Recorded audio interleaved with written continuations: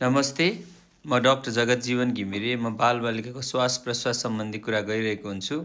अब यो चिसो बढिरहेको बेलामा बालबालिकाहरूमा खोकीको समस्या अलिकति बढ्दो क्रममा नै देखिन्छ र यो जुन दम भएको बालबालिकाहरूमा चाहिँ अझ खोकी बढ्ने अनि अलिक गाह्रो हुने जस्तो भएको हुनाले चाहिँ बुवाआमाहरू अलिक आत्तिएको हो कि जस्तो लाग्छ मलाई।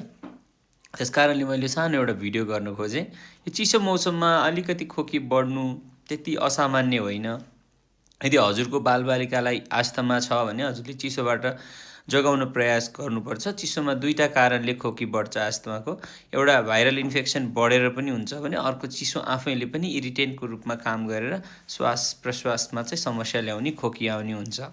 यो समयमा खोकी नै नलागोस् भन्ने एक्सपेक्टेसन हामीले राख्नु हुँदैन।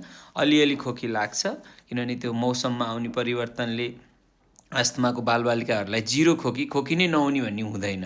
तर खोकीले गर्दा ल्याउने समस्या, स्वास्थ्य समस्याहरू जस्तो श्वासमा हुनु भएन, श्वास सुत्नै नसक्ने गरेर खोक्नु भएन, एकदमै अप्ठ्यारो हिसाबले खोक्नु भएन, स्याँ र घ्यार हुनु भएर अस्पताल चाहिँ जानु भएन। त्यस कारणले यो मौसममा चाहिँ औषधिको प्रयोग एकदम जरुरी हुन्छ र सामान्य खोकीमा चाहिँ हजुरहरू धेरै आत्तिएर धेरै थरी औषधि चाहिँ प्रयोग नगरेको राम्रो हुन्छ। अब अर्को कुरा चाहिँ सामान्य अरू बालबालिकाहरूमा, जुन बालबालिकाहरूमा आस्थमा हुँदैन उनीहरूलाई रुगा लागेर खोकी हुने चाहिँ हुन्छ है, आत्तिनु हुँदैन।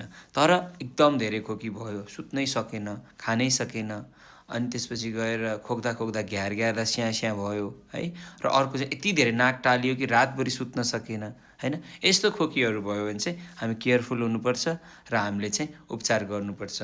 होइन भने सामान्य खोकीमा नाक बन्द छ भने नाक सफा गरिदिने, झोल कुराहरू प्रशस्त खुवाउने, अनि घरायसी कुराहरू गर्ने कि घरायसी उपायमा जस्तो 1 वर्षभन्दा सानोमा चाहिँ घरायसी उपाय त्यस्तो मह चाहिँ खुवाउनु मिल्दैन।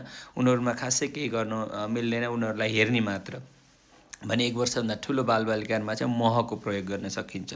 र यति गर्दै गर्दा बालबालिकाहरूलाई अप्ठ्यारो पो आउँछ कि स्याँ हुन्छ कि घ्यार हुन्छ कि सास फेर्न गाह्रो गर्छ कि अनि एकदमै सुत्नै नसक्ने गरेर खोक्ने त्यस्तो प्रकृतिको खोकी छ कि भनेर हेर्दै गर्ने र सामान्य चाहिँ यो उपचार पद्धतिहरू जुन घरायसी उपायहरू गर्नुपर्छ जस्तो लाग्छ।